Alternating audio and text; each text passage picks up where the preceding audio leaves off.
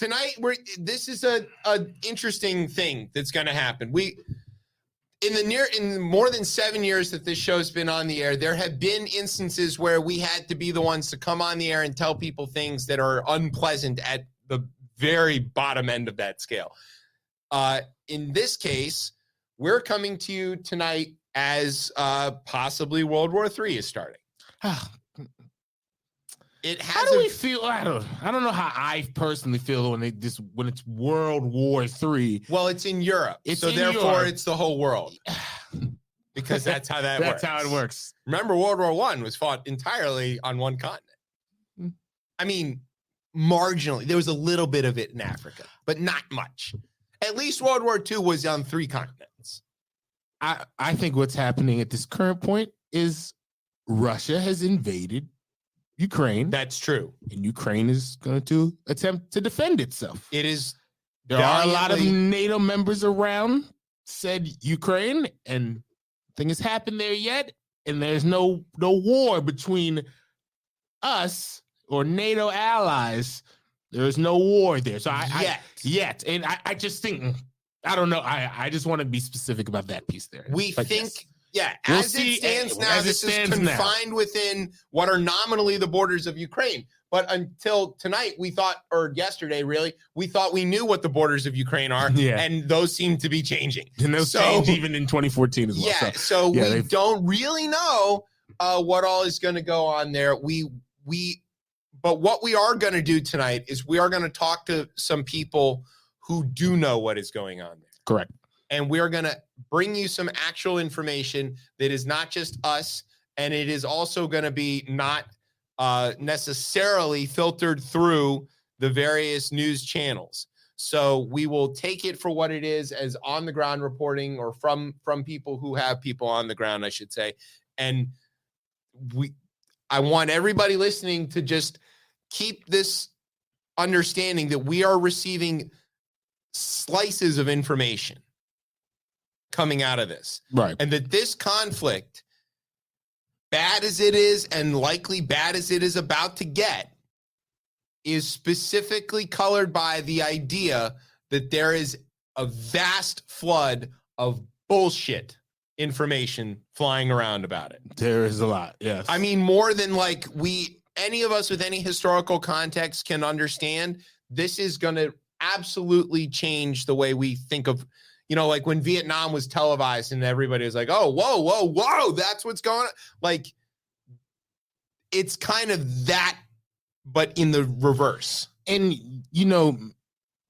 mis and disinformation is, especially in a case of war, can be really crazy, because if different parties interpret something, right, and it's like, hey, we're about to do X, Y, and Z, and it's like, wait, whether it's someone that's hacked into an official page or whatever it might be, things can go south. Things can make a mistake. You can quick. Misinterpret something and have a very serious problem.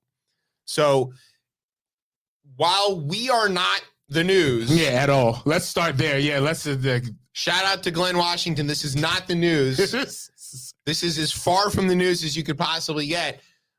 We are going to tell you stuff that we found out, that we know, that people are telling us, but we want to make sure that for all of the generals and Joint Chiefs who are listening to our broadcast, which is most of them. Yeah, exactly.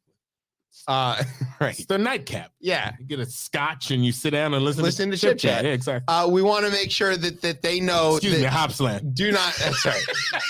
Don't anger the sponsors. We don't want you to think that this is necessarily legitimate. Yeah. Yes. We are not the news. We are not the news. That's just but we can sometimes tell you things that are news. Yeah. That's how that works. Requires some nuance to figure that out. But hey, look, if Fox News can lie about that shit all the time, so can we. I don't think we're not even lying. We don't have the word news in our name. They're lying. That's true. Fair and balanced. Okay. Anyway, we're also going to have list time. We're going to find out what Tim Scott is willing to hitch his wagon to this week. It's been an interesting week for Tim Scott. actually for all of the Republicans. Yeah, actually, if we you want to talk about somebody experiencing some serious whiplash, the GOP right now is having a hard time figuring out, like, their mental gymnastics team has won 16 gold medals on a Tuesday. Like, it's crazy. Yeah, because there's a lot of stories from that you could kind of go down. Bartiromo herself has probably broken several vertebrae trying to flip back and forth on this. Like mid-sentence. It's pretty impressive. I saw her speak once. She's as coherent as she sounds on TV. Okay. Also, if we have time, we will talk about how much we hate Dan Snyder. Seems to be a recurring theme on this show. Yes, that seems to be our, I didn't mean it to be. And I don't know. Look. And Brian said we can always save some room to Brian's going to give us extra time to talk about how he'll let it run long to bash Dan Snyder. Thanks, Brian. And we also need to talk about maybe how this affects the Trump world, because while we are all focused on this war in Ukraine, it's important to realize that this is tied to the former guy, like in a very serious and critical way. So, that's going to get complicated. Yeah, there's fortunately different through lines. We have help on that. Yeah. The good folks from Michigan, shout out, go blue, the best kind of Michigan, are well, they're not making it anymore. We got the last of it, I guess. Yeah. Chip rated. I'm not saying where. We're not going to say where, but no, I specifically don't want to tell anybody where I got this in case I need more. Yeah, exactly. But I did get some of our famous Hopslam. Yes, we did. Yeah.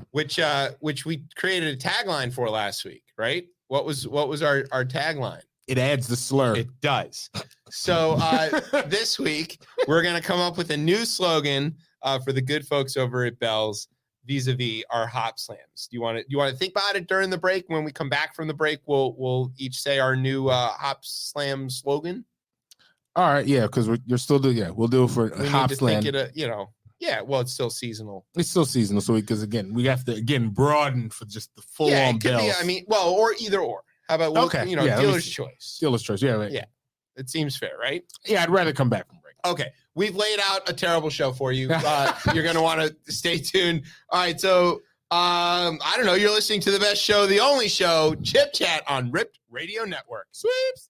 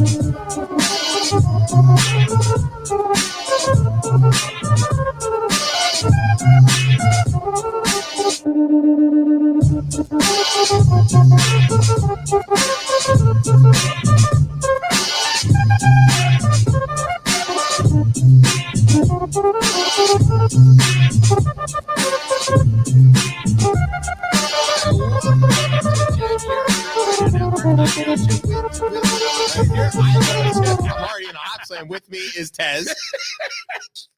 What's up, y'all? Here it is. Okay. It's already started. So here's my tagline this week for the good folks at Bell's. Hopslam, so good it'll make Comstock look like Ypsilanti. That's a very Michigan joke. We're gonna give it. That's the Bell's Bell. It's the Bell's Bell. That's right. We're gonna give it the Bell's Bell. All right. So you're gonna work on yours. I'm gonna keep. I told you, it's getting better. Yeah, it's mellowing. And also, I have to let the Hopslam add the slur. Exactly. I'm careful today. If it's Saltine Slam, it's different kind of beer. All right. So Tim Scott, you know this guy?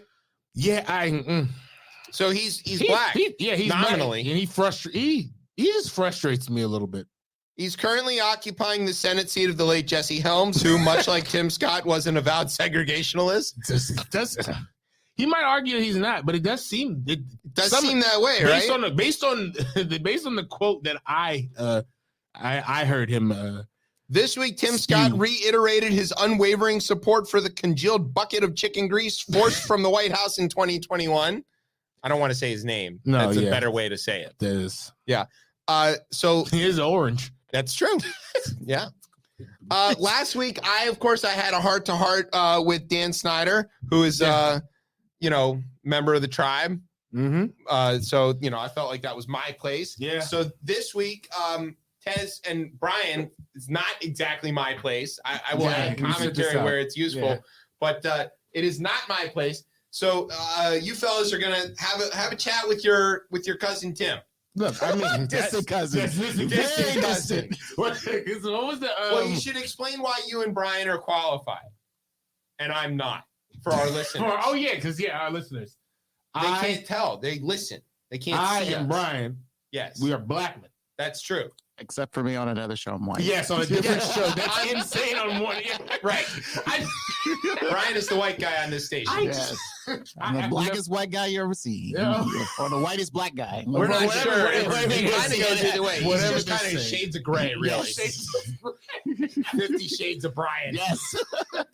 Okay. So here we have this list here of basically Tim Scott said that he supports Trump. He said, and he says he couldn't think of a better bandwagon to jump on. And he says the Trump train. The Trump train, which I think that just to me shows that you're strictly here for power.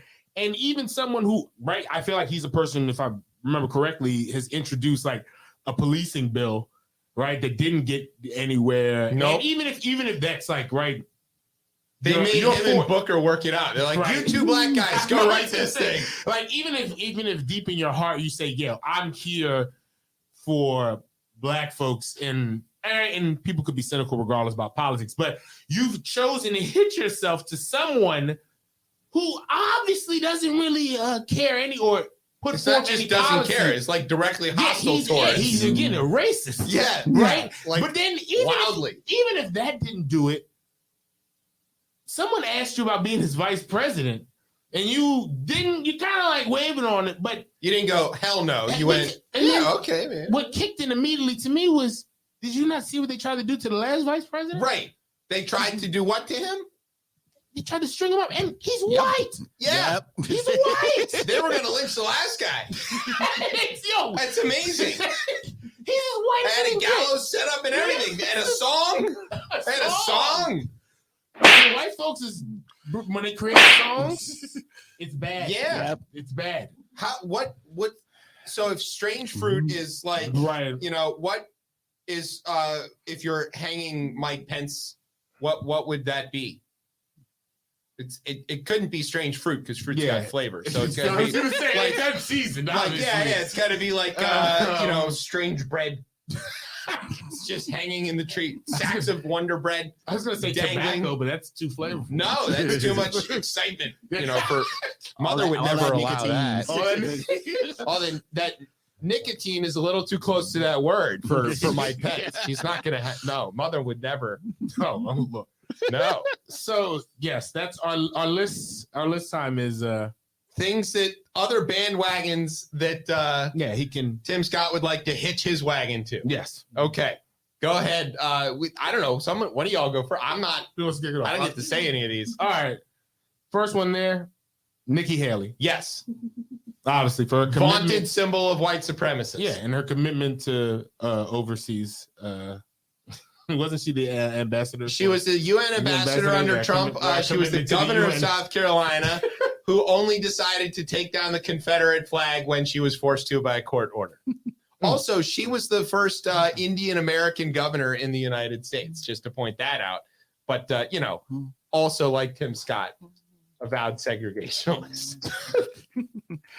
So, All right, go ahead, Brian. all right. Our next opponent. Patrick thinks it's funny. That's Yeah.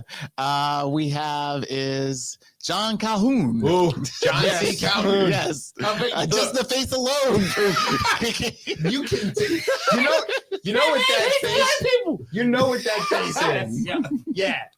Someone has obviously just told John Calhoun in the Who picture his that we're wife looking at. is sleeping with. That's Yeah. exactly what that face is. Yes. He obviously has been told that he might not be able to own folks anymore. Yes. Yeah. And he's very upset. He's confused and upset. Yes, that is Befuddled. exactly the face. Befuddled, yes.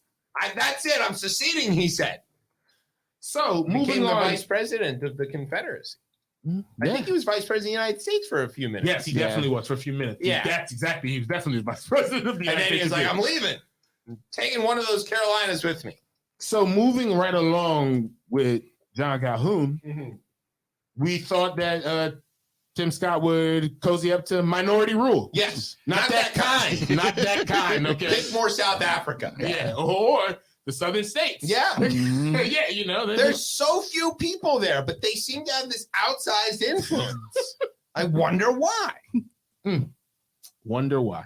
What's that thing with the salamander and his name is Jerry? That Oh, guy. That's there you It's go. that one. Jerry the salamander. Jerry the Salamander. That's true. I didn't make that up. That's where that word comes from. Okay. Keep it moving. Let's All see. right. Next up. Oh, wait. I can do this one. Oh, okay. Yeah. Yeah. Oh, yeah, you can just Tim Yeah, Scott loves the tiki torches. Those guys, they don't want me replacing them.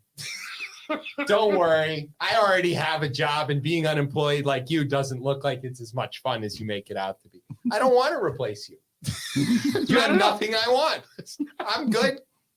That's right. Do I have to give up electricity and shaving? Because, I mean, really, yeah, I got a beard, but it's trimmed. It is true. Yeah. It's not I can't get unkempt. too far, Bolshevik and all that stuff. We're Don't having get a war about confused. that right now. Don't get confused. All right, go on. Sorry. Who is it? You're on 5. We're on 5. Yes, Yeah, so his favorite I'll just movie. right. Gone with the Wind. Yes. The celebration of Black liberation politics. Exactly. Yeah. Gone with the Wind. Those happy slaves. Well, she won an Oscar. They won an Oscar. Yeah. Honorary. She was well Yeah. paid. She's well paid. What? O'Reilly said so. Yeah. All right. Go on. Let's go. Speaking right. of movies. Speaking of next movie, not the Nat Turner one, but this is The Birth of a Nation. Oh. Who? And Have you actually seen this? I will tell you a I only story read about about it. this. I've never actually seen this movie. I will tell you a story. I don't about want to this. see this movie. I don't want to dwell too much on this, but I worked at an Apple store. Right. And We know that. Genius Bar, this, that, and the third, whatever. Someone asked me to come out and help them with like a video thing, and they were having issues with it. So I walk over to someone on the iMac or in the Genius Bar, and they're like showing me the issue, and they're like going through the video, scribbling through it. I'm like, horses. No. And I was looking. No. And I started looking, and the only reason I know this is because in class at Montgomery College. Yeah, I read about this movie in a textbook. I seen like a still shot from it. And I was like, oh, wait a minute. This is Birth of a Nation. Why did they ask you to come help them access this file? Some people are, again, in this person, and the only reason one is because even was for me, it your deep cotton privacy lady? issues with me as well too. It's like this person's coming in for a service, are they a teacher, whatever.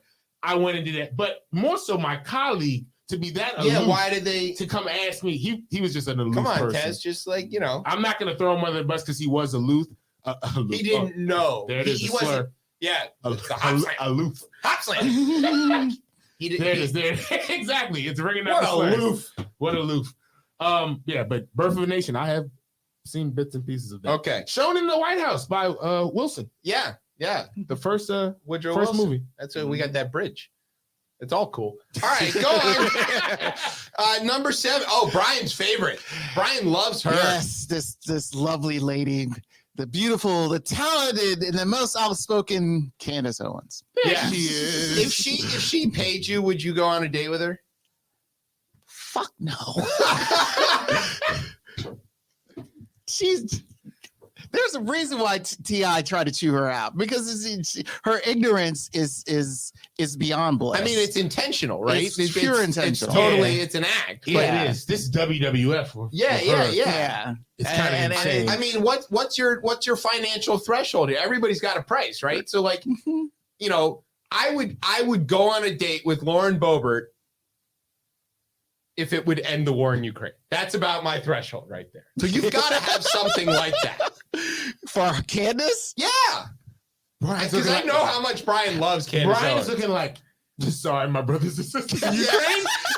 I can tell the folks who are listening, you can't see him. No. He's looking, even if you're on, he looked and he was just like, oh, sorry. Look, Brian, you could save millions of people okay. by going on a date with Candace Sheer Owens.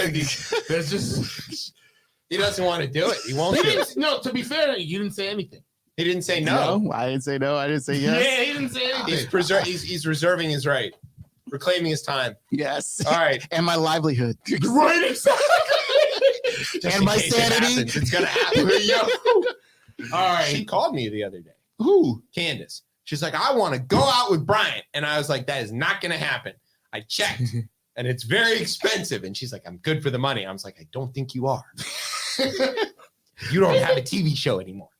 But I mean, look, they can come up with grift. They come up with Yeah, grift. she's at CPAC grifting people right now. Come on, man. All right.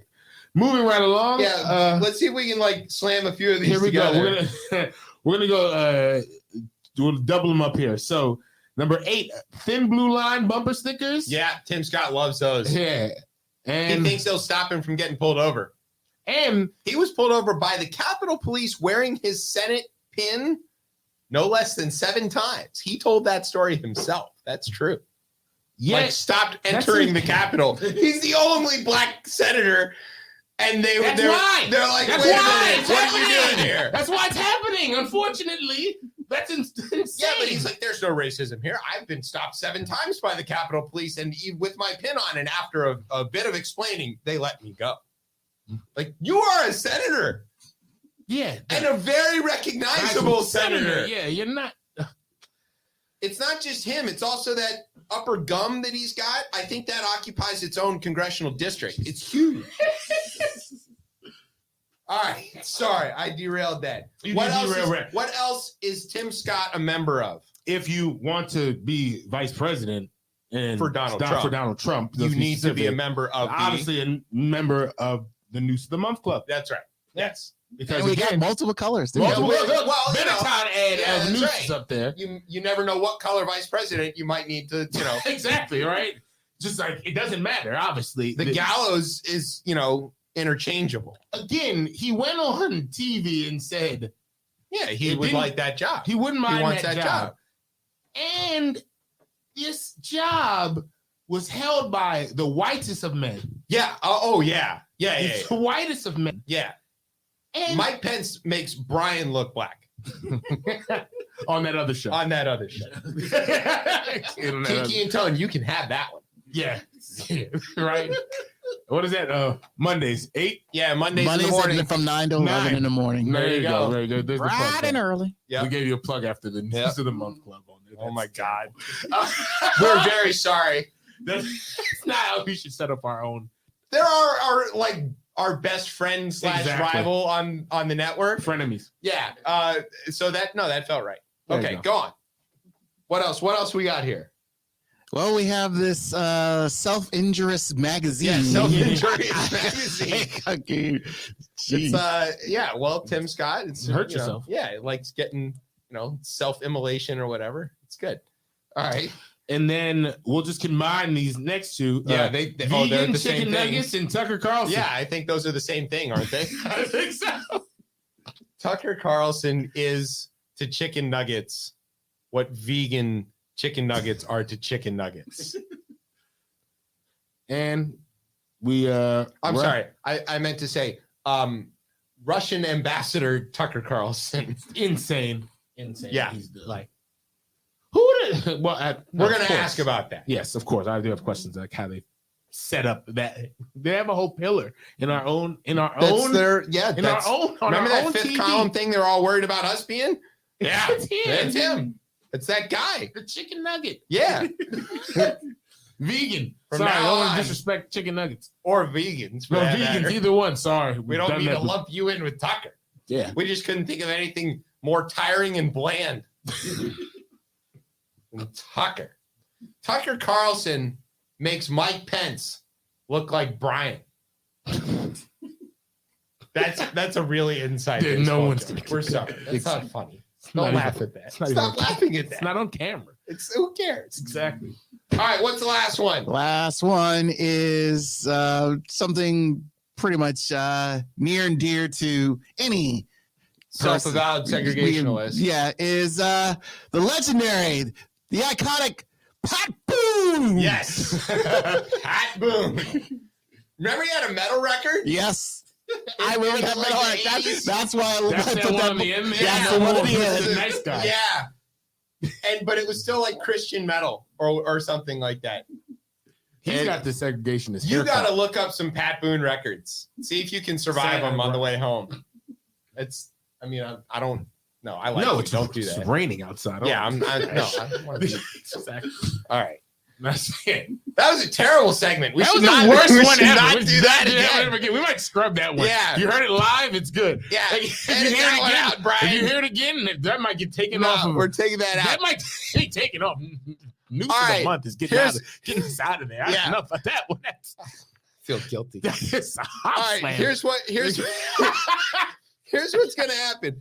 We're gonna take a quick break. When we come back, our guests are here. We're going to talk to them. We're going to switch gears and talk to them about what's going on in Ukraine. We're going to get some real news, some serious stuff. We're going to find out important things that everybody really wants to know. So don't go anywhere. You're listening to Chip Chat on Ripped Radio Network. Hopslam.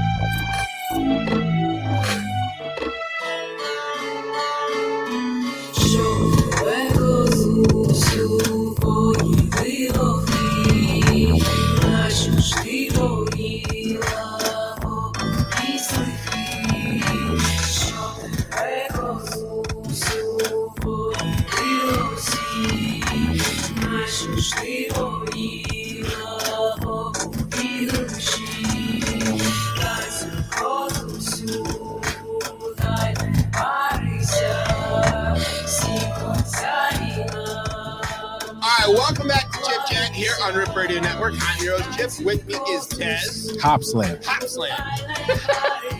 Bells, please, you don't even have to give us money. We just want to be the official show of Bell's Brewery. Yeah, and in Comstock, Michigan. the one thing as well, that was a joke. Even before all of this Hopslam mania that we've been going through we on the were show. we were Bell's fans. Yeah, I was drinking. You're a Two-Hearted guy. I was just the Two-Hearted was like you live off the Two-Hearted. I do. Yeah. And there's the other one that you got in the cans. The officials. The officials. Yeah, you like those. I do like those. And I was a Bell's Amber guy for years. Oh, what a great beer! It was like perfect beer. It had all the things. It was Bell's. It was Amber. It came in a bottle. So again, don't mind us. We're going to be really organic with our love for Bell's. It's our own stuff. There you go. I like the organic with the love for Bell's. That's good. That might be my slogan. That might be your slogan. Hopslam. All right. Here's what we're going to do. Let's talk about Ukraine. Yeah. Now, just to get this out of the way, because I know he's listening, Mike Pompeo. Ukraine, Brian, can you put Ukraine on the screen so that he can see it? There's a map. I want to show people a map of what is Ukraine. Okay, that's Ukraine, the purple bit where it says Ukraine. Moldova is a small country next to it that used to be part of Ukraine and maybe part of Romania. There's a whole complicated thing about that. There's this tiny little knot country between there where it's like Ukrainian speaking people who live in Moldova who don't want to speak Romanian, which is what they speak in the rest of Moldova. It's complicated. Okay, then there's Crimea. Okay, you see that purple bit where it says Kyiv in the middle and it says Ukraine? Mike Pompeo, who definitely listens to this show. Okay, now show the other map, Brian. This is Bangladesh. This is not Ukraine.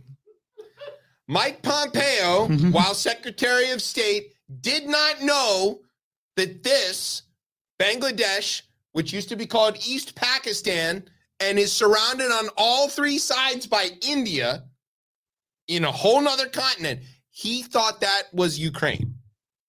And he invited the intrepid reporter, Mary Louise Kelly of NPR, to come to the State Department to help clear that up for him, which she did. And then he cursed at her for doing that. You big dummy. It was very concerning, but we are not talking about a war in Bangladesh tonight. There's probably a war in Bangladesh. There's this Rohingya thing and all that. Yeah. But that's not what we're talking about. Okay. Ukraine is a country. It was part of the Soviet Union in sort of more recent times. It is culturally the origins of what would become the Russian Empire. The Archduchy of Kyiv was where this all kinds of starts and all that kind of thing. The sort of center of the Eastern Orthodox world for quite some time. The people there are Ukrainian. They speak Ukrainian. Some of them also speak Russian. Some of them don't speak Russian. They use the same alphabet as the Russians. And for a while, they were the third largest nuclear power in the world, right, after the U.S. and Russia, because at the end of the Soviet Union, a lot of the nukes were in Ukraine. And they were convinced to give them up in the early 90s for a series of security guarantees, including from Russia, which has obviously been breached at this point.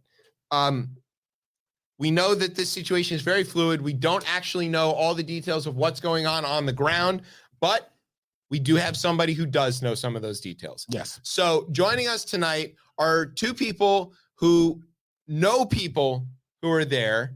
Their names are Rebecca and Reese. They lived in Kyiv in Ukraine for a couple of years from 2012 to 2014, which is when the Russians first invaded. Right. Or I should say second time invaded in more sort of recent terms. The Russians invaded in two areas in Luhansk and Donetsk back in 2014. They'd never left. They've been there this whole time. But anyway, these folks were there. They still have people there in Ukraine that they are directly in touch with, that they are trying desperately to help either get out or get safe. We don't know all of those details, and we actually don't want to divulge too many of those details if we did know them. So let's just say, Reese and Rebecca, welcome to Chip Chat. Thanks. Thank you. Yeah. All right. So the first question we want to know is what is going on the ground? Because the reports that we're getting are very spotty at best. The news organizations are either intentionally kind of keeping things a little murky because they don't want to give a propaganda victory to the Russians, or they don't really know what's going on because of the heavy amounts of misinformation and all kinds of garbage floating around out there. Right. We know where some of the strikes have been. We've got reports. Not We've seen anymore. people with TikToks and all kinds of stuff. I'm not sure how legitimate any of that is. So what can you tell us about where things stand right now? I think is that our old building? No, I know Oh. it looked like it. Sorry, it looked like you were showing our old apartment. Oh, no. Yeah, We're just so, making things up. That was Chicago. yeah, so we've been speaking with several friends who are in and around Kyiv mostly. Yesterday at around 5 a.m. for them, several of them were woken up by explosions as cruise missiles struck mostly airports and depots around the country. We have one family that actually lived next to a depot, and it exploded. So that's how they woke up. That's how they started their day. Actually, as we speak right now, it sounds like there's another series of airstrikes happening. I have a note from a friend who I've been talking with on Telegram. The last thing she told me was, there are explosions nearby. I don't know what's happening. God save us. And I've tried calling her. I haven't heard back. Has God answered? Because that would be awesome. We've It heard would be nothing. awesome. No. And so, we did have one family that managed to get successfully out. If you saw the footage, there were horrible traffic jams early in the morning when the first strikes happened of people trying to get out of the city. There's really only 3 highways taking you west. And so they were sitting on that for hours. They managed to get to a small town that's still not very far away, but there's nothing important there. And so what people are banking on basically is, how close am I to some sort of thing of military significance? But I can say, just from talking to our friends, the overall sentiment has been stunned. I don't think anyone expected it. No, I think a lot of people, we've been in touch with a lot of our friends over the last 4 or so days, asking, we're seeing disturbing things on the news. What's your plan? And most of them, what their response was, nothing's going to happen. It's going to be fine. And then in the morning, yesterday morning, for them waking up, or I guess this morning, there was a lot of confusion. Like, what? I don't know what's happening. I don't know what news to trust. So kind of similar issues to what we're facing here. It's hard to determine what's true, what's worthy of, what's been verified. That's a fair problem. With all due respect to your friends, how could they not have noticed? I mean, like, people, you're not the only people that are saying this. All the reports that I've been hearing on BBC and NPR and all these things, people are saying that they're stunned, they're shocked by this. And I have a few contacts over there who also told me this is nothing to worry about. They're just bluffing. They're doing all this thing. Yeah. And of course, all over right-wing media, there was all this discussion about how Biden and to some extent the Brits were overhyping this, talking about that this invasion is imminent and they're just doing it to distract. Right. And like, any sensible person would look at the situation and go, they've got 200,000 people, a bunch of tanks, field hospitals, and blood centers on the border. They're absolutely about to invade. How couldn't they be shocked by this? So I think this is an excellent illustration of what could happen actually here in the United States, because when we came back from Ukraine in 2014, we had been directly exposed to the Russian misinformation campaign. And we came back to the United States and thought, well, thank God that doesn't happen here. Facts are facts. And then we were pretty quickly disabused of that notion. Yeah, well, turns out the Russians can send bullshit over here just about as easily as they can do it over there. And we can create our own too, right? I mean, sure. You guys have seen it plenty in our own news of the lies. I mean, there's like that guy with the gay frogs. What's his name? He loves your leftist tushy. Yeah, Alex Jones. I mean, okay. But I mean, there must be as many sensible people as there are people who are, I don't know what the equivalent of Trumpistas is over there, but like, how somebody had to know this was imminent. So the problem is the goal of Russian propaganda is not to give you a narrative that you believe. It's to make you believe nothing. Right. I've spent a lot of time listening to Russian radio, and it's like talking to like a schizophrenic or something. The things jump from one step to another. Putin is an excellent illustration. That speech was hot nonsense. But Yes. so if you think about it, so much of what we believe is really based on us picking individuals to trust, and then trusting them. And Russia has over a decade successfully eroded trust to the point where one of my friends right now, with the invasion happening, still doesn't trust the U.S. government after it announced the invasion beforehand. He still thinks that the U.S. is trying to stoke more fighting. And he, knowing us personally as Americans, it can be very frustrating. But I don't think there's anything unique to our country that makes it not susceptible to the same thing. Oh, no, I'm not saying that we're not susceptible, but I'm just sort of wondering, like, so did people inside Ukraine not know the size and scope of the Russian buildup on their border? Or did they know it and just didn't believe it? Or were they confused by it? Or I was just going to say, I feel like, I don't know if this is too much of a digression, but I think part of it is, the country's history. It's been so long of handling all these different things. So it brings to my mind when we were there in 2014, we were there for the revolution and we were there for the beginning of the war. And one of our last few weeks of being in the country, we were trying to help this woman, the woman who actually we haven't heard back from, who Reese mentioned earlier. And we were trying to meet with her, and we had heard that a oil or a fuel depot outside of the city had exploded. It was like a gas refinery blew up. Yeah, and they were saying, the poisonous levels in the air were like 7 times greater what's deemed safe to go outside. So we were kind of freaking out. I was pregnant, and so we were like, should we try to flee the country? We were. The government officially said, hang wet sheets over your windows because the air is toxic. Yeah. So like but this friend was like, hey, let's meet up in the city. I need help. Can you? And we were kind of like, She wanted to go for a walk. Yeah. We nice. were like, Wow. Downtown. Yeah. And we contacted her and we're like, well, what about the poisonous air? And she kind of like, it's Ukraine. Like, we deal with stuff like this all the time. We just go on living as Wow. And so my point in that story is, it's just what brings to my mind is I think they've been through so much. Yeah, they knew war it's also been going on since 2014. So it's not like, they, I think, had that sense of imminent danger that maybe we were all noticing. It's like they've been there. We've had things going on. And yeah, I think there's just some of that lack of trust and like, who do you believe? And so you're not going to believe until you see it. And even then, again, with like all the other issues they have, I think there's just an attitude of like, the Ukrainian government itself was it. downplaying and kind of chiding the West for sowing panic 3 days before the invasion happened. Yeah, it did seem like, I read that to be Zelensky trying to calm the economic fallout of this, knowing that,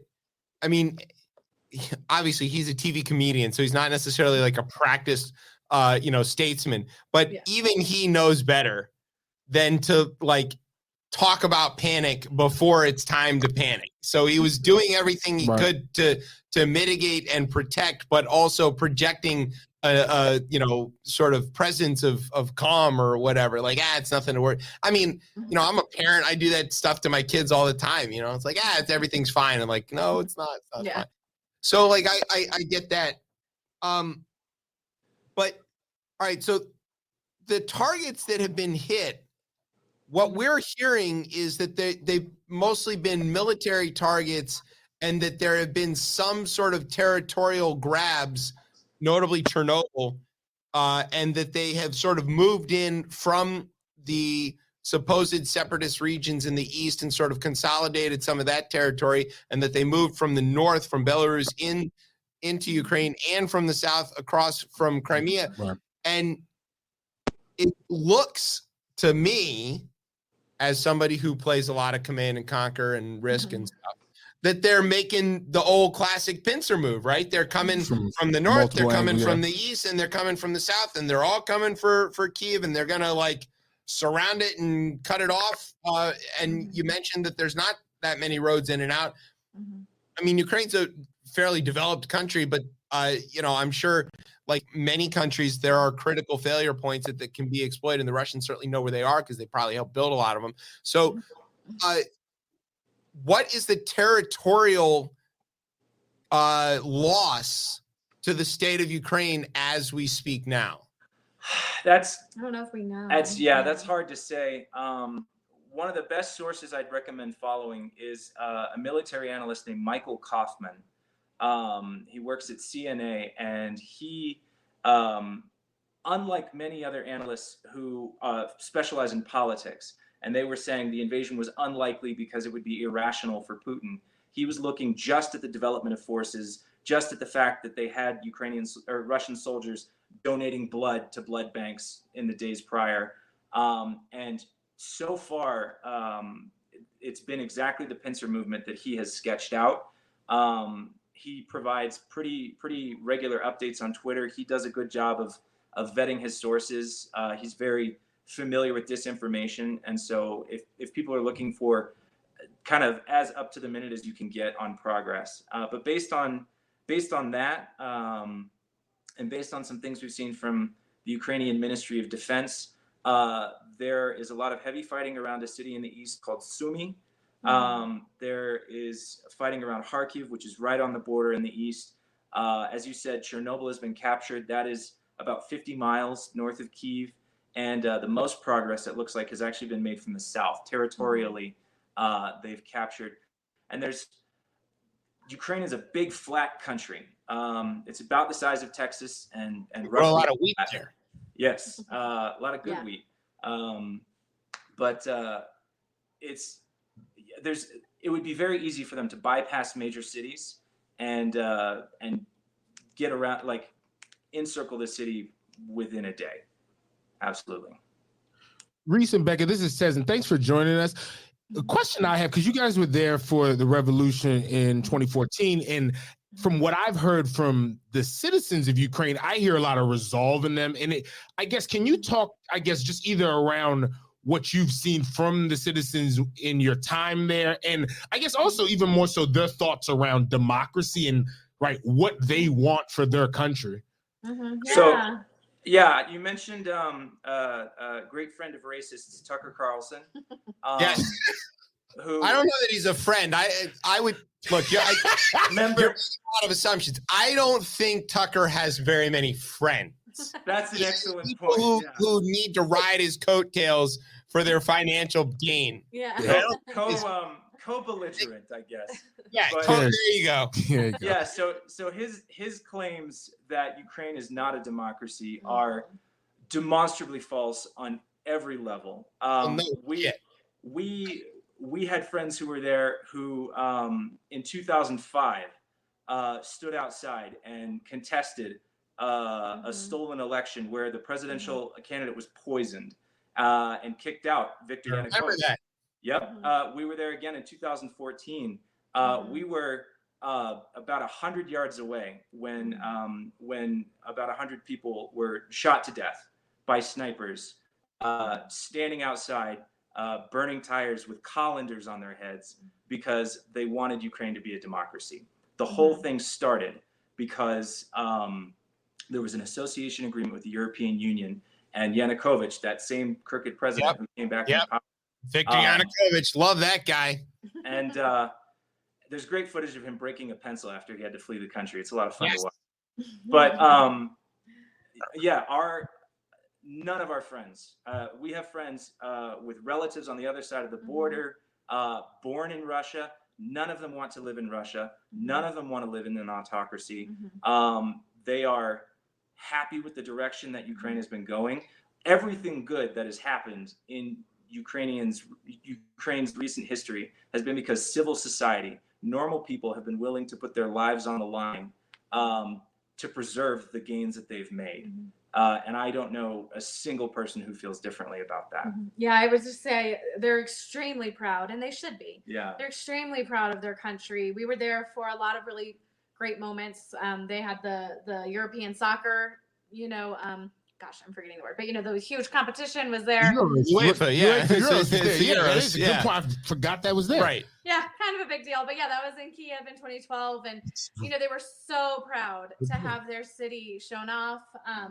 You know, during the revolution, we would go down every Saturday and walk through and, you know, see what was going on, what the news was. And they should be proud. They're smart people. They're kind people. They work hard. You know, some of the smartest, I think most, I don't know, hardworking people we've ever met, really industrious. And they deserve every chance to have a democracy that allows them to provide well from their families and not fear something ridiculous like this, that, you know, Putin can just walk in and steal it all from them. But I will say, the heartbreaking thing about this moment is, even though every single one of our friends is a Ukrainian patriot, the reactions have run the gamut to the invasion. We've got people who put a brave face on it, to some who say, we think Russia's going to win. We just want it to be over, so as few people die as possible. They don't feel like anyone's coming to save them. They don't know what to do. They're really at a loss right now. One of the things that we were sort of talking about earlier is that Ukraine and Russia share a lot, right? They have the same alphabet, similar enough languages that are you know, somewhat unintelligible from one side or the other, similar religion, and all of that. But one of the things that they also share is this like centuries long of just coping. I mean, coping at an unbelievable level. They have been overrun and occupied by every empire you can think of. I mean, really every empire you can think of, whether it's the Visigoths all the way to the Soviets, you know, the Ottomans. I mean, it's just like, it's all over the place, and they've endured. It's the one thing that you can say about the Russians and the Ukrainians. These people can endure a tremendous amount of pain and suffering. Their weather sucks. Their food is awful. Like, I mean, they're just enduring all the time. And what are we talking about here, that the Russians are they're gonna lay siege to Ukraine? You know, when we were in Afghanistan, just as the Russians, when they were in Afghanistan, basically the Afghans were like, all right, you have the watches and we've got the time, right? Now you've got two groups of people who have made centuries of history waiting out somebody to get bored or tired of occupying them. How does that break down? And the other flip side of that question is, you know, the Russian army is about a third conscripted. They're ethnically pretty similar to the Ukrainians. They share a lot, like we said, in common. Like, how strong is the resolve of this occupying force to stay there for all of this time? Because they're undoubtedly going to face a slow burning, if not outright insurrection. If they do occupy this thing, they're going to be dealing with the resistance and the partisans. Already the Ukrainians are punching above their weight in terms of how fiercely they're fighting back. They're obviously outmatched, but only for as long as the Russians have fuel and bullets, which now they're probably going to run out of because of the sanctions. Like, so the question is, where does this go from here? And what could you see happening? And what should we be prepared for? What should we not? You know, tell us the future. I mean, easy forecast, nowhere good. Well, yeah. Okay. Great job. And as to your point, unfortunately, history there is often just which flavor of lousy you want to deal with. There's, I think one thing to emphasize actually is, I don't think the Russian people want this invasion. I think this is happening. Really not. They're actually marching in the streets, which is a very dangerous thing for Russian citizens to do. Yeah, exactly. They're really taking you want to talk about how brave the Ukrainians were for taking their risks and going out and marching and protecting their own democracy. Russians out there marching right now, denouncing the war, are all as good as dead. That is a tremendously brave thing that they're doing. Yeah. And as a result, this is happening almost entirely because of one phlegmy, balding sextagenarian in Moscow who wants the world to look the way he wants it to on a map. I saw him sing Blueberry Hill once. He can kind of play the piano. It's so, he's got that going for him. He can also very slowly throw people in judo. That's true. Very And score slowly. goals when the goalie jumps out of the way. I remember when he discovered treasure after they annexed Crimea too. He went down. Yeah, it's a great Great time. you're there. Lovely fantasy world. But it's 190,000 troops sounds like a lot, but the U.S. had a comparable amount of troops in Iraq, which is half the size, half the population, and that did not end great for us. And honestly, one of my biggest concerns right now is a fight where neither side can win and neither side will give up, because when that happens, the people stuck in the meat grinder are the ordinary families like our friends who just want to know, are my children going to be safe tonight? It could drag on forever. I mean, if you want to talk about sheer numbers, okay, 200,000, and then maybe with National Guard, they can get up to about 250,000. That is not enough to occupy something and also deal with whatever could happen, in terms of partisans, resistance, all that kind of stuff. For sort of frame of reference for anybody listening, if they want to know that during World War II, this area was occupied at times by something like 500,000 troops at a time. That's how many people it takes to sort of manage. And that was at pre-cell phone, pre-internet days of communications, passing notes and carrier pigeons and all that kind of stuff. So like, if you can imagine the capacity of a small number of people to cause chaos and to resist an occupying force, which we can see all over the world, examples of very small numbers of people able to cause trouble for the occupying forces. Do the Russian forces, from your perspective, as people who've been there in that part of the world, who definitely know more about, my people left Ukraine during the pogroms. We were not into that. Gone. Good call. Yeah, good time. Yeah, I'm still here. Yeah, I was gonna say. Yep. Shout out to my mom's mom. Okay, so do the Russians as a country, which isn't really a thing, they're not really much of a country, but do they have the resolve? Does the Russian military have the resolve to see this out theoretically in perpetuity? I don't. It's so hard to say. Yeah. There have been so many times where it looked like Putin's regime was at a breaking point and they found new resolve. I think dissent is going to keep bubbling up, but they've gotten very good at cracking down at that by now. They sure have. Check your underwear. I think what's really going to matter is if the small group of very rich, very powerful Russians start to feel the heat. I don't think sanctions that are hurting the economy. I mean, do you think Putin is going to lose one less golden toilet seat if if the economy plummets 50%? Absolutely not. It's when he can no longer supply his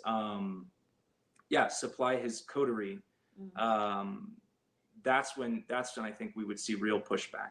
That's kind of what I figured. I think when Biden talked to him, he sort of, when the cameras weren't looking, he was like, listen, Glady, you do this, and with a keystroke, all the zeros at the end of every bank account will evaporate. But doesn't the conundrum even then become, that's one part of it, but then the idea of Ukraine to Vladimir Putin, wouldn't that then make his population say, well, hey, maybe we could be a democracy? And isn't that kind of that's the threat, right? That's the threat. As I look at, like, that's why he's doing this, right? And it's almost like, right, if you put sanctions on the same, it almost feels like the same reason that he's fighting this is going to end up being. We're what talking about groups of people who all see this same thing as an existential threat.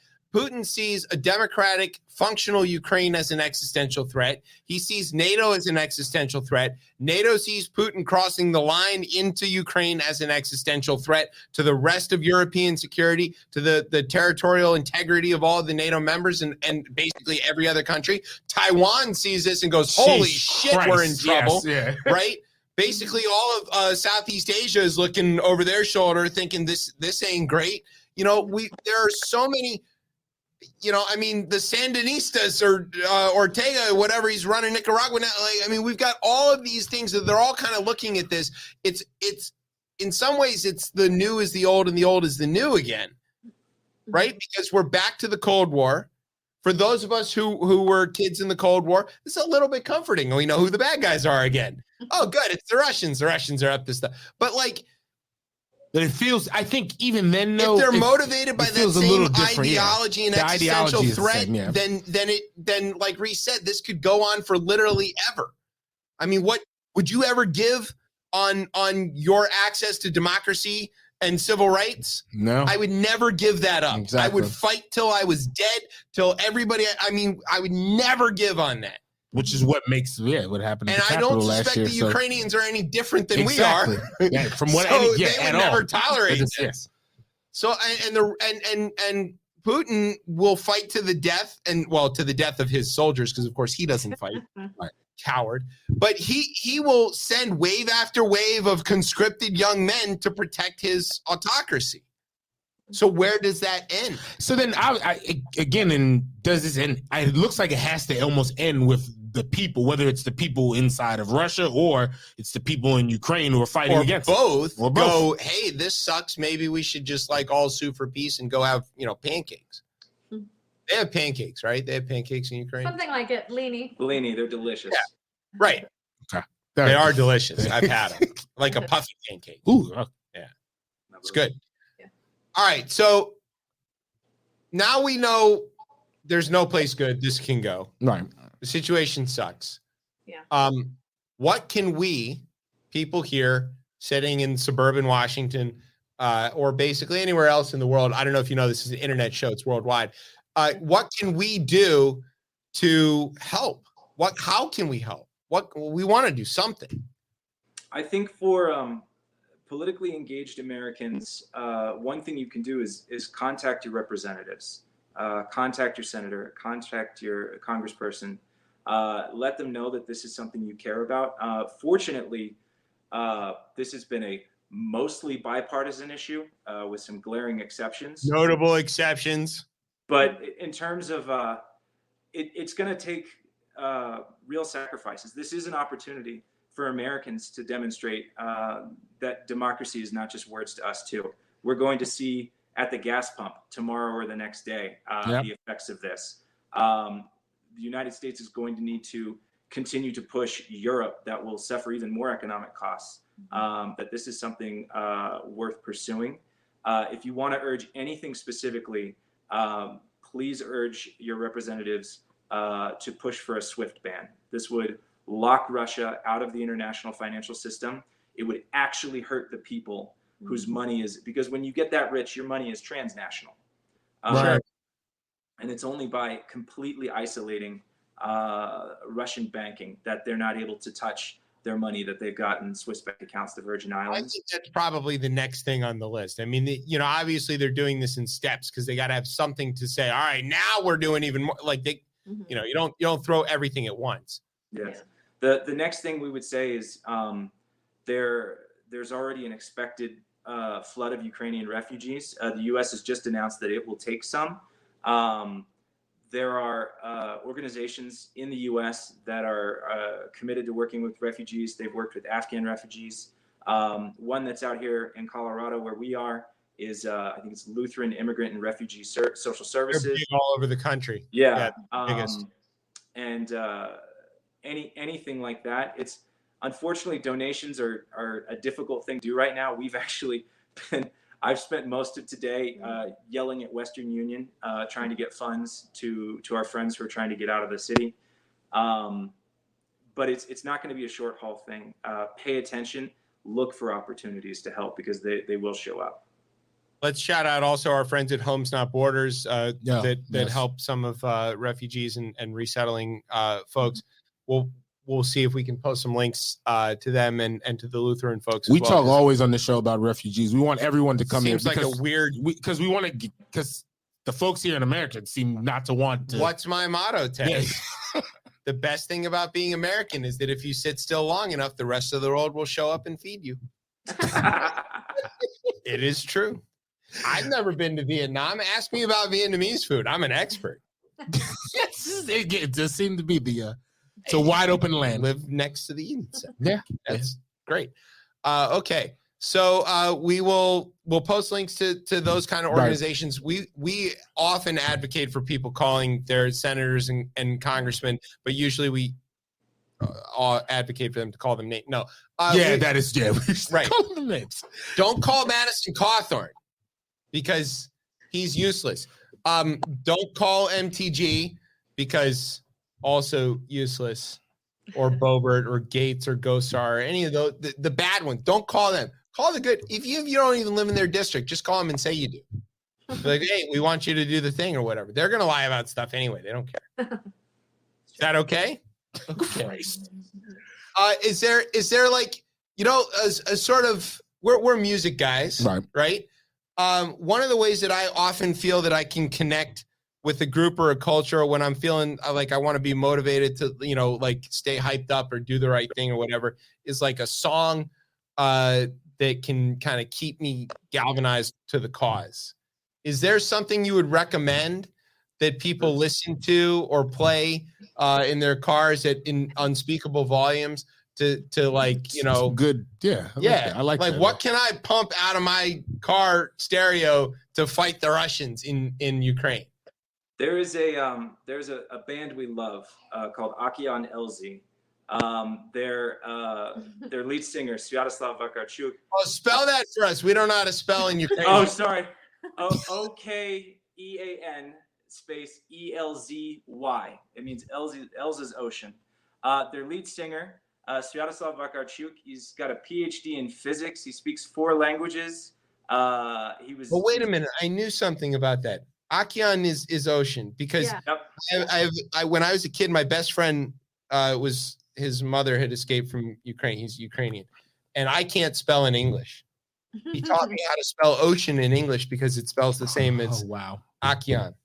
Yeah, where I can spell. There you go. Yeah. I knew a thing. Every now and then. Yeah, but he's a good it's a good band, and they've been quite political. So in the revolution, he gave a free huge concert downtown, and then just recently he's been it looks like they've been out performing for just like getting the morale up. They have a song called Everest. It will be in Ukrainian, so you won't understand what they're saying. But the chorus is saying that even though the smoke burns our eyes, we won't look away because we know the fire is inside of our brothers. Even though the sweat drips into our eyes, we won't close them because we can see the light ahead of us, and we are going to keep going forward. And to me, that encompasses the Ukrainian attitude. They have had to put up with so much, but they have not lost hope in situations where I feel I would have. And it's a good song. It's a good song, good group. Play it on loud. It's called Everest. The song's called Everest, and the band, say it again for us one more time. Akian Elzy, ELZY. All right, we're gonna see if we can pull that up. We may not be able to hit it in this break, but we're gonna hit it in the next break when we do. Reese and Becca, thank you so much for helping us out to understand this. This is obviously a fluid and very complicated situation. Appreciate y'all coming on. We really couldn't understand this without you. So thank you. If things continue to go bad, we may be back in touch. If you can get in touch with some folks there who are willing to talk, we're happy to give them a platform. We really want to know what's going on. And please, I hope everybody that you're caring for over there or talking to is safe and keep their heads down and stay out of trouble as best they can. Because thank you. This is just awful. And thank you so much. Thank you so much for joining us.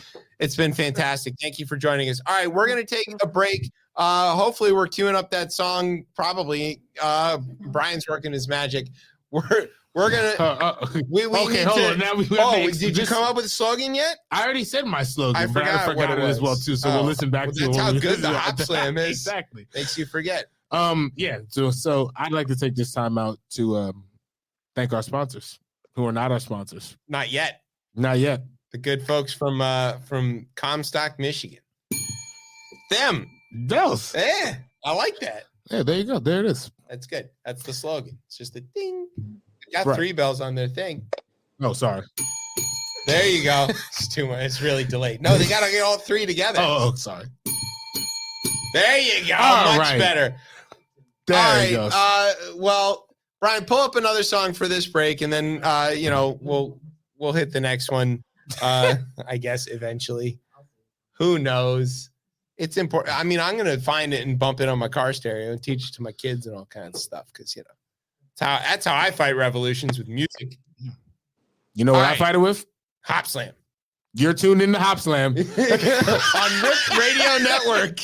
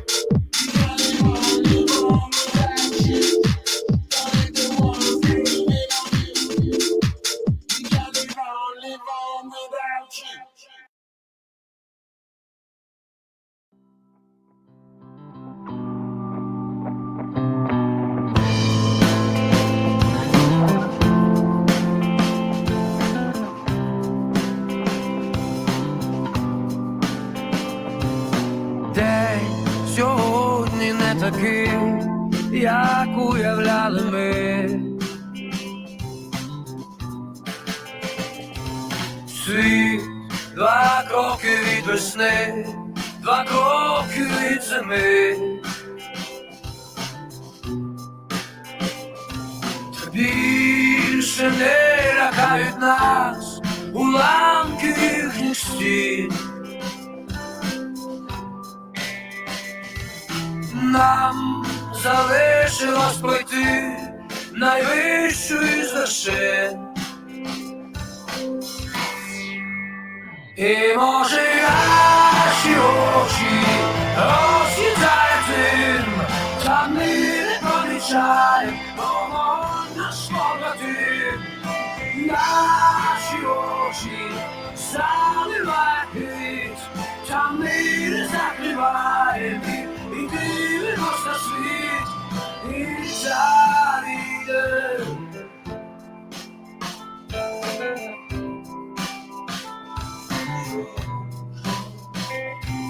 Шум і тисячі тих слів часом приносить біль.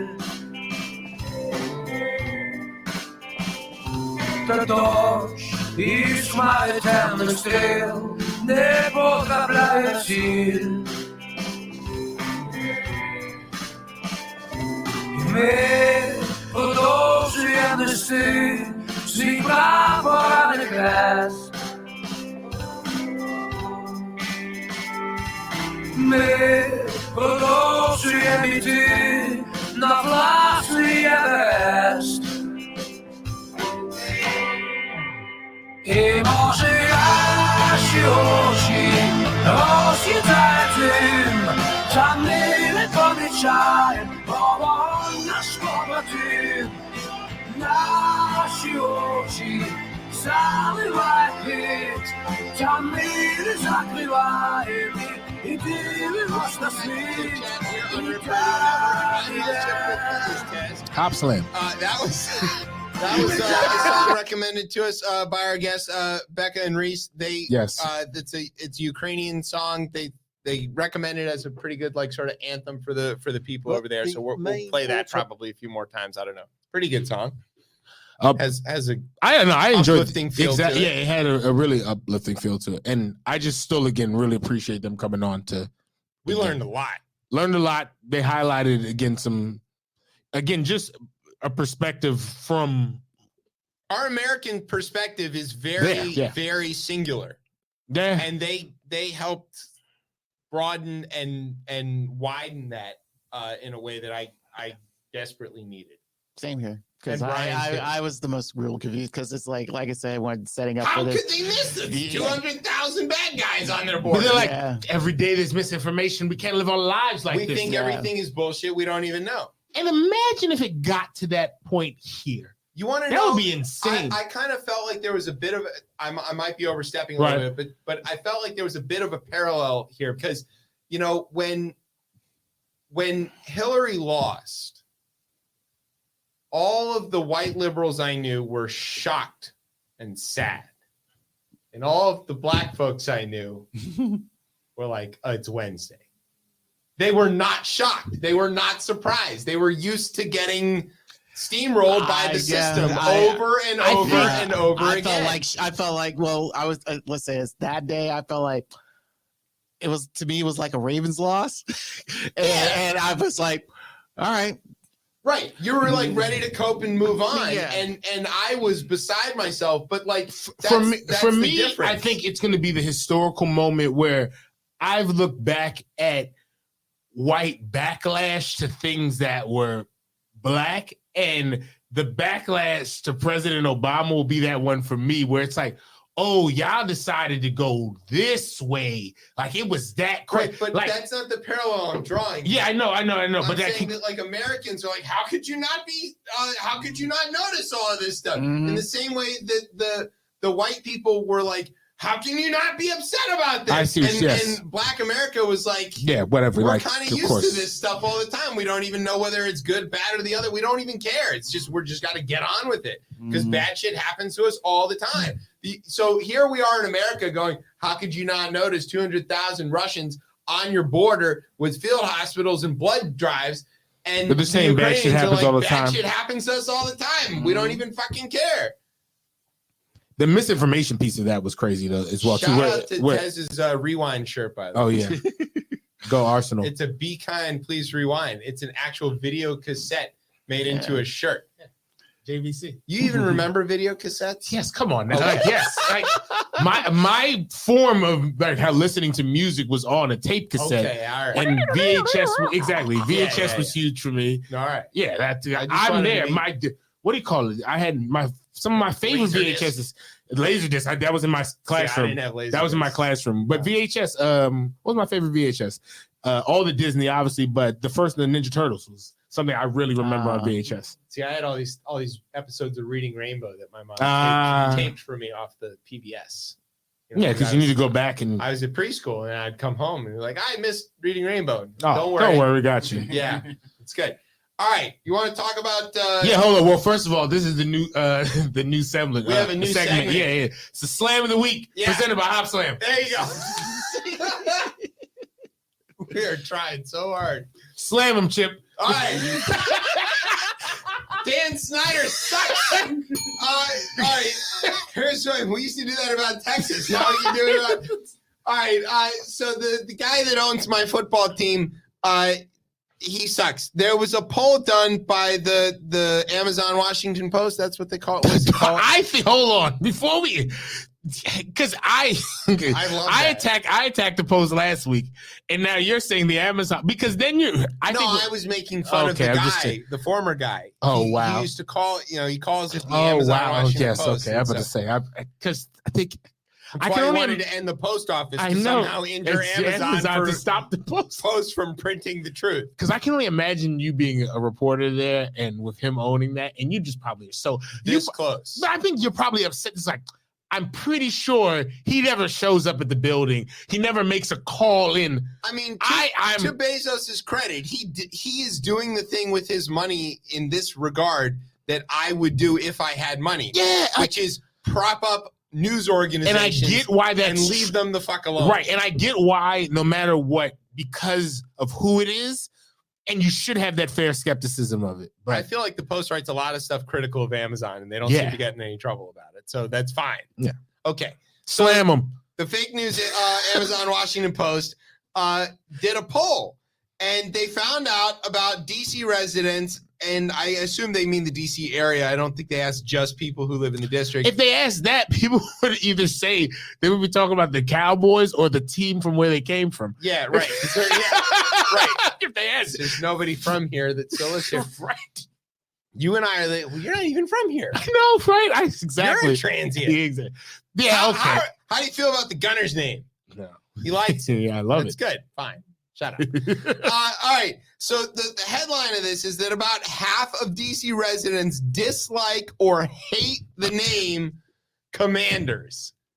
I count in this group. I'm in that half. I do not like this name. I don't hate it, but I don't like it. It broke down. 5% of the people love this name. I don't know any of those people. And 36% of the people, which is a plurality here, like this team name. That right there. I don't know any of those people either. That right there proves to me that that's totally inflated, and proves the fact is like, look, you're trying to force fans, quote unquote, to like this name, and it's like, no, this is bullshit. And presented with various alternatives, right. It's probably the least bad. And then we go to the next poll. Go to the next poll. Yeah, this is the thing. Well, I'm setting it up, Brian. There's there's drama and foreshadowing in radio. I know you're new to this, but I'm trying to I know, build tension. It's like we forgot. Everybody forgot how to do radio today. I've had a couple of those missteps myself. None of us actually knew how. Yeah, exactly. To be fair. All right, so 32% dislike, 17% hate it. That sounds right to me. And then no opinion, 11%. That's like my wife, because she's a Jets fan. Like, what do you think of this? She's like, I don't. Flats or drums? Yeah, right. Fries. It's all chicken. They're wings. I'll take them. Thank you. But here's the other half of this poll, and I think that this is the thing that really matters. The question was, if you could choose a name for the team, would you prefer, and these are the choices, and I'm going to read them as written, so don't get on my case about it. Oh, Lord. That means the Commanders, okay, the Washington football team, or the Redskins. Washington football team scored the highest at 43%. Most of the people would rather be the what the fucks than the Commanders or the Redskins. The Redskins scored at 22. I don't know why these others, that wasn't even an option. Other wasn't an option. Forget no opinion. Get out of it. Those are Cowboys fans. Again, okay. Now, getting back into this. Yeah. This is straight bullshit. So it's like, okay, it's like, perfect example is the 2016 election. You give us Trump, you give us Hillary Clinton. It's damn if you do, damn if you don't. I would disagree, but sure. People are crazy. But people are crazy. The Supreme Court will look different right now. Yeah. Crazy. Based off of what we've seen, yes. Tim Scott could be black. You have a license, right? But here's the thing: with these three, Mike Pence wouldn't be afraid for his life, right? But with the three that you mentioned, it's like one team you have to get rid of. The other nickname you sort of like, okay, we just had this for 2 years, and a new one you just popped up. So it's like, okay, is there any? Can you put in the Red Wolves, the Red Tails, or what are alternative names and maybe see that they're committed? Yes, but no. They give just this is your typical Daniel Snyder bullshit. Choices. Look, I will. You don't get to talk about this because you're a Ravens fan. That's true. Okay, I am a lifelong fan of the Washington NFL franchise. Good job. And you are a recovering fan of the NFL franchise from the district. Yes. With more love for Arsenal. So exactly right. I'm in here and it gives like whatever. So the two Arsenal of us won today. At least get Good to job. have some say in this. I, as a fan of this team, and when I say, I mean, you've known me a long time. Right. You've seen how committed to this team I am. I've known you a short time, and I've seen my house is dripping in this stuff. Okay, I given those three choices, Washington football team, absolutely, because it's never wrong.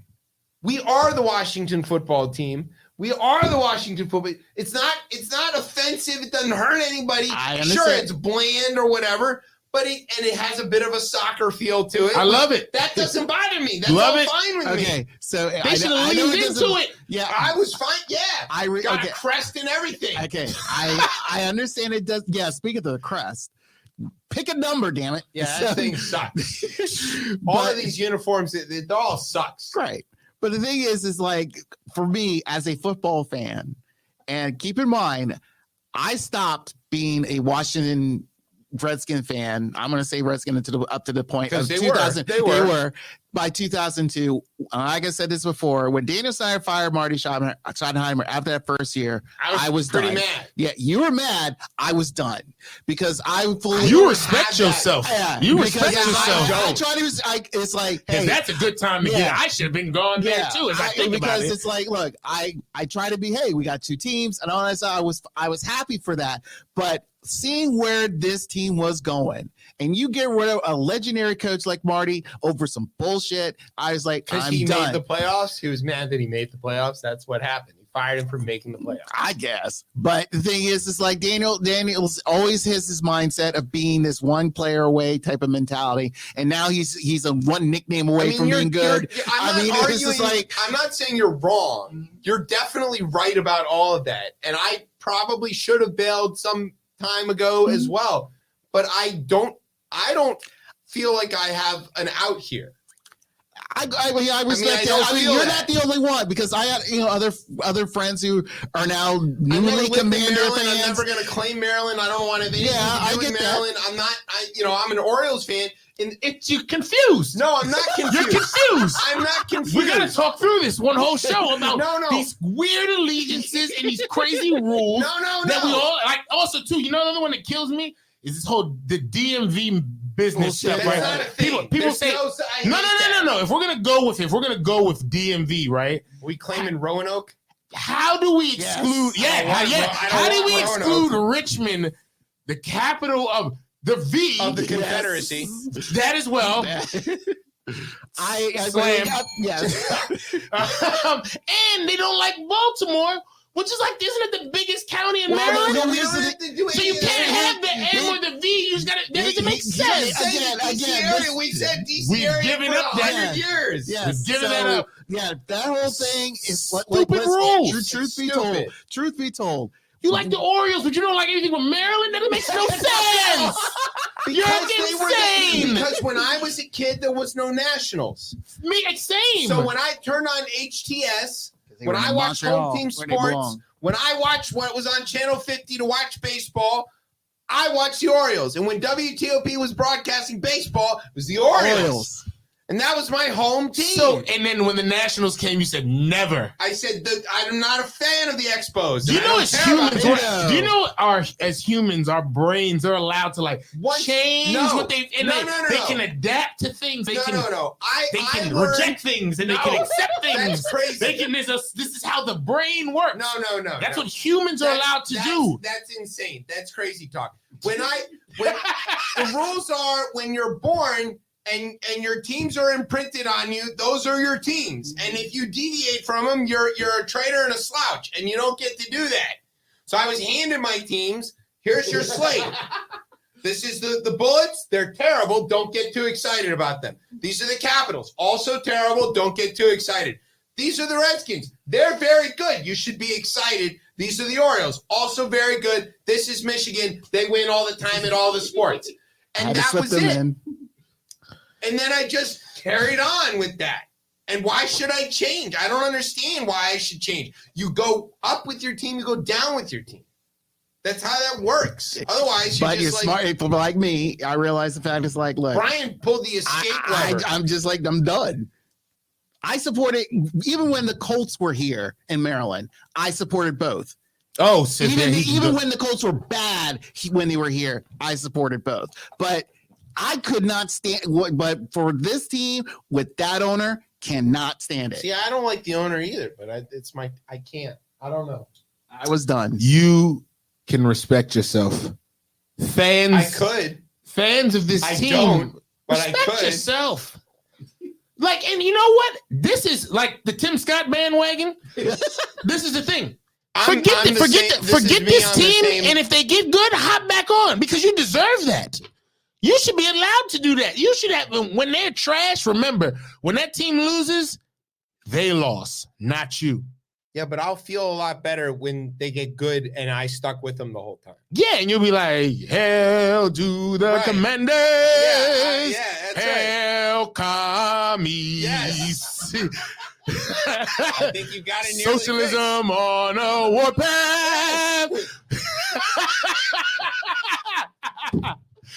Soon will be owned by the Chinese. That's right. He's been on this show for a year. It's the first time he's flexed his MC muscles. And that was the slam of the week, brought to you by Hopslam, Hopslam. which brings out, like it did in this segment, the slur. That's right. What? Warpath? Yeah, exactly. Doesn't have to be Warpath specific. is the slur that What? we The that we've Russians are said. on a warpath. No, it's the 22% here that what they wanted. Oh, that's right. Yeah. I could have been in that category. I want credit for jumping into the 43. No, well, Yeah, how hard the that was for Washington me. football team. It's We accurate. just had a whole segment on this. I just sat it out too because I'm just trying not to get upset by it. They're idiots. It's an idiot franchise. Yes. And I'm okay. It's just an idiot. Dude, we don't have to be idiot fans. We don't have to be. Well, I'm asking for a lot. I'm asking for a lot. wearing a crop duster's hat. I I am the quintessential idiot fan. I'm loyal to a fault. You should be so happy. Yeah. I know I'll never get fired. Right, that's true. It's like There's almost nothing you can do. drag this show through the mud and I'll First still of be all, here. you're the best part of this show. No. Yeah, no, whoever's not me is always the best part of the show. All right, you want to do some quick? I really wanted your input on this thing here, Brian. Can we ate up time talking Which about one? your boy about truth? Oh, truth. First of all, You're our tech guy, so I think the biggest story about about truth and it people doesn't work. It doesn't work, and also that it has what do you call it? Like terms and conditions. I think that's terms the of biggest service. term of Of service. course it does. Why would it have terms of service? I thought it's a free runner. You can do whatever you No, want. it's got Oh, no, very no. Worry about those explicit lawyers. terms of service. Hold on. What did we get out of there? It has let's see.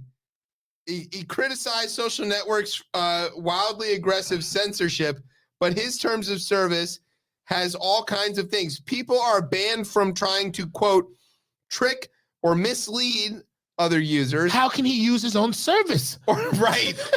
It's a grift. The whole service is a grift. Yo, whoever's a lawyer out there, let's get the lawsuits ready to go. You can't violate anybody's privacy or publicity rights or posting messages that depict violence. So Hold on. nothing- What is a publicity right? I don't know, but Hold on. depict violence, so nothing from January 6th, or include messages related to sexual fetishes. Oh, you know why he put that on there? The pee-pee tape. He doesn't want the pee-pee tape to get out. Sugar babies. That's an interesting, very specific definition. Isn't those animals? Yes. Which one? Or Stormy. Sexually aggressive phrases. Trump can't use his own He can't shit. use this. Well, there's a reason why. He can't grab him by the pussy. Yeah, they say that he's out here letting people on one at a time. Right. Yeah, that's true. And then let's see. People are also forbidden from posting anything, quote, false. Oh my God. Indecent, misleading, profane, obscene, filthy, or otherwise objectionable. Otherwise objectionable. Good night. You know what? If Hillary used otherwise objectionable and not deplorable, we might be in a different place. These objectionable people. Yeah, right. Otherwise, though. Otherwise Objectionable. Well, no, we would have got out of it because there's not a chance they could spell that or fit it on a bumper sticker. Deplorable was easy. She would have won. But I want to talk about the technical aspect. That it doesn't of work this. about this. Not only does it not work, but they think it's going to take months to get it up and running.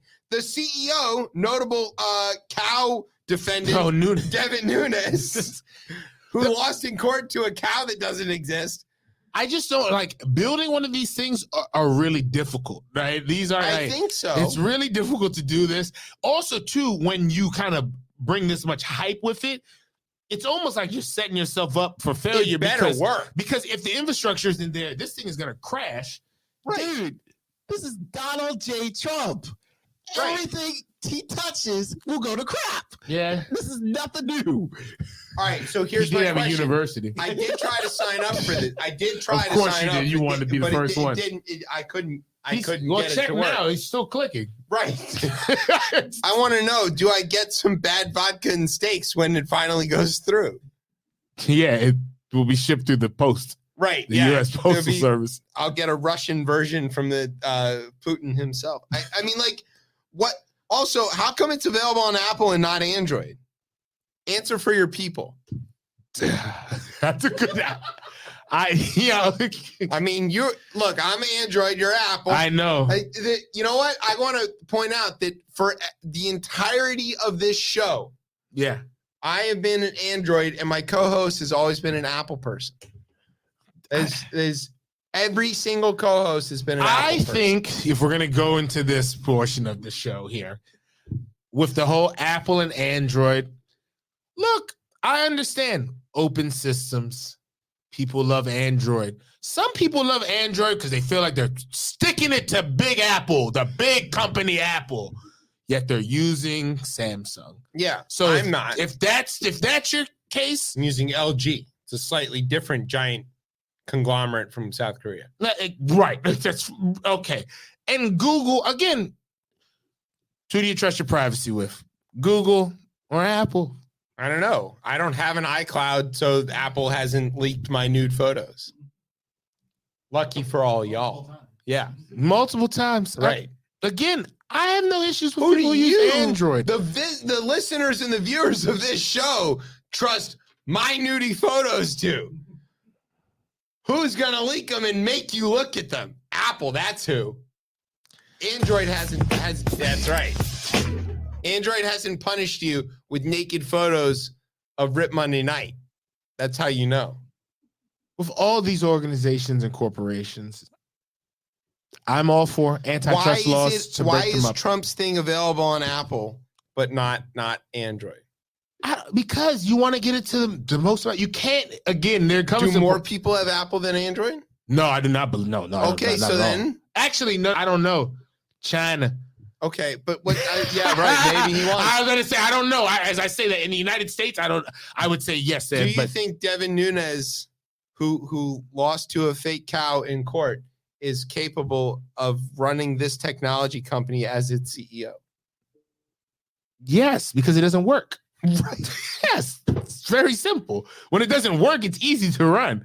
If Devin Nunes calls you tomorrow and says, "Will you?" I know why this here?" is on Apple. I actually realize why this is on Apple. Okay. Right now. This makes perfect sense. Actually, the in-app purchases. Yep. That they're about to rake in Right. from this app. You want to buy your red check mark. Right, whatever. Right, and this doesn't work. If they make the check mark something you can purchase, how many people on Truth Social will buy the red check mark as a percentage? I would say all 120%. 2016 of them. Yeah, 120%. There you People go. will buy multiple check marks. Yeah, so I get it. In-app purchases. That's why I look. People like to make money. It's hard. Look, I don't let me start talking about my moralities around money. Yeah, well, you know, right? or lack thereof. I Yeah, should say. exactly, right? I have Apple stock. You know who doesn't have any morality? Who? Greg Abbott. Uh-oh. You We're know, pivoting. oh Lord. We can pivot. Greg Abbott cannot. It's true. Well, I guess he can kind of pivot. No, it takes one He can strong make a leg. zero radius turn. I'm just saying. All right, so Greg Abbott is nominally the governor of the great state of Texas. This week, he issued an executive order making it illegal to be trans. I don't know. He Seems to be. He is trying to get his state agencies to investigate trans therapy medical treatment as a form of child abuse, which is insane. This is a level of hate that it is insane. All right, so I have a theory on this. Greg Abbott, I'm not saying did or did not attempt to purchase the services of, a red light district employee, being generous here, was disappointed in the service that he received and has changed him forever and made him hate a certain group of people who he, until his transaction was declined, was all for. Greg Abbott is a trans person, I think. He's trans-wheelable. Because he used to walk around and now he wheels around.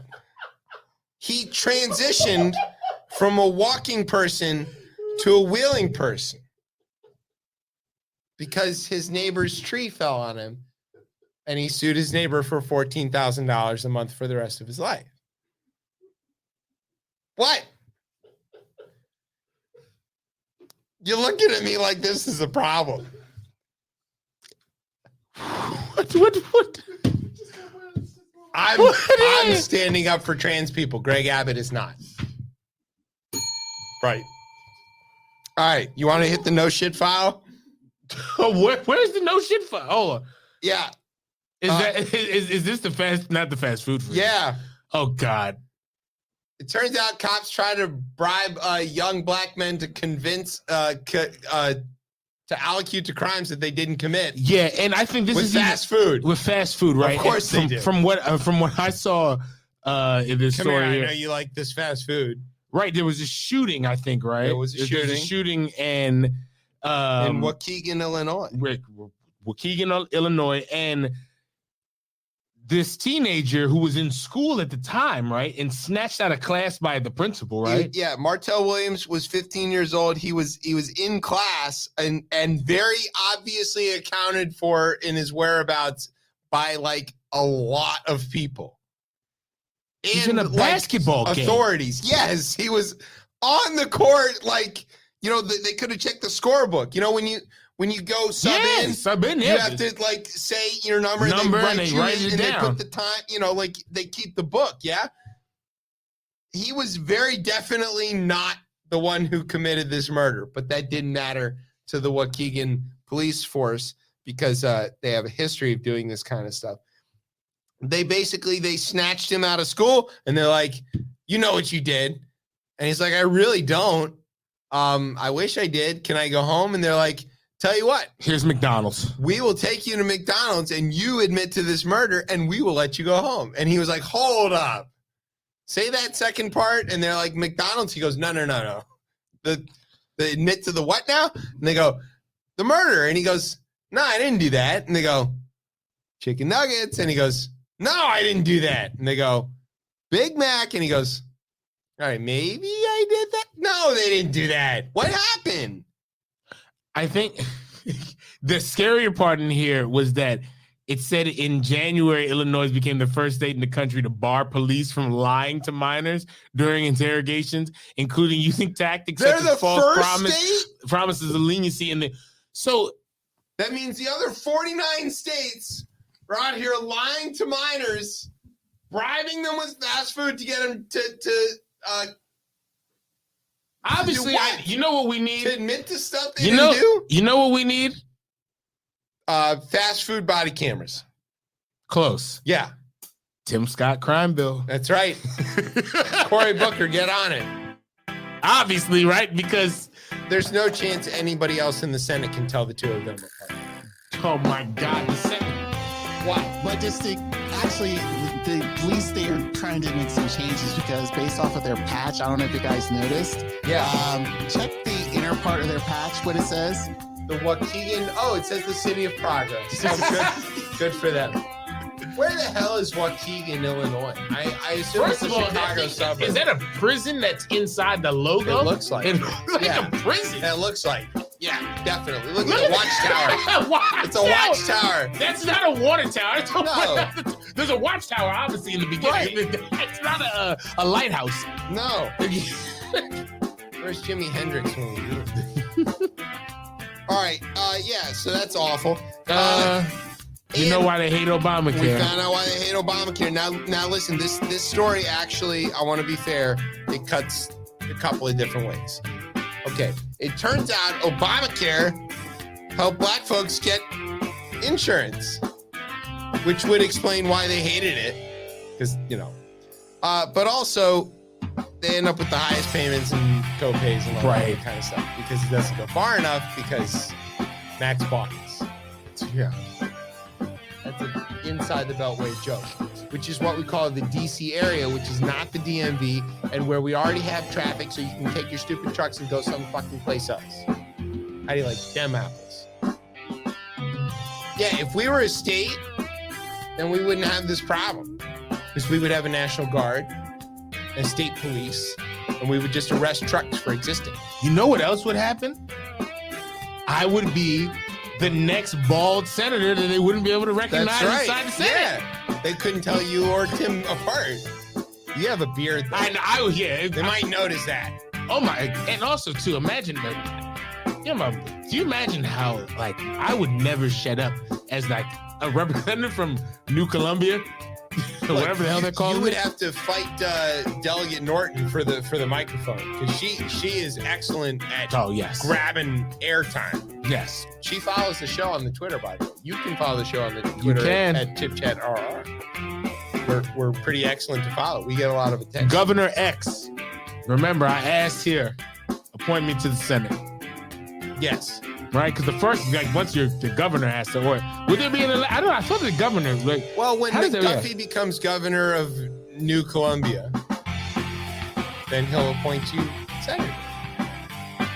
I guess. I don't know. I'll move back if there's voting rights. I'm currently camping out in the Commonwealth because I can vote there.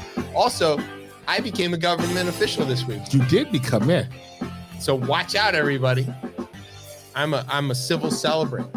I can perform weddings. You were doing that before. I was, but every time I had to get a court order. Now I can just do it anytime. And like within 4 hours of getting my appointment, I got a phone call from somebody who got my name off the list. Would you do our wedding? Well, sure, random guy. I will definitely do that for you. Look, if you need a wedding done, Chip Chat Weddings. Yeah. And if you want to have it done on a Thursday night, we can make that happen. Yeah. And televised. Yeah, it can be live, no guest list. Yeah. You just got to bring us the drinks. Open bar for us. Party in the parking lot. The guys that killed Ahmaud Arbery are going to jail for about 1 billion years. Yeah, and didn't and they got convicted of the hate crimes and in Minneapolis. Woo! Small wins. Good thing those hate crime bills in the 90s. All right. Look what happens. Senator Biden. Did the thing. All right. You hear that music? Brian, turn the music back on. We over-talked the audio. We're way late anyway because Brian wanted to talk about how much Snyder sucks. Hey, I'm always here for that. Yeah. Right, you are as well. You hear the music? So that means we've come to the end of the show. We want to say thanks to our radio partners, Stitcher, Google, Radio Free Europe, Russian Pirate Radio, all those guys listen to us in Kyiv for as long as you can. Thanks to NOTN for keeping us on for another week. Thanks to our home on the interwebs, CoPlay Media, and thanks as always to our family here at Rip Radio for making this sound as smooth as Fox News reporting on Ukraine. All right, where can they get you on the socials there, Tez? You can find me on Twitter at DC Cortez, and you can find me on Instagram at Catch Me Cordy. All right, you can find me on Twitter and the show at ChipChatRR. You can find me on, you can find the show on Facebook or Instagram at RipChipChat. And you can find us, of course, every Thursday night, except not next Thursday night because we're off next Thursday night on Rip Radio Network at 9:30. I'm Chip. That says you've been listening to Chip Chat on Rip Radio Network. Sweeps.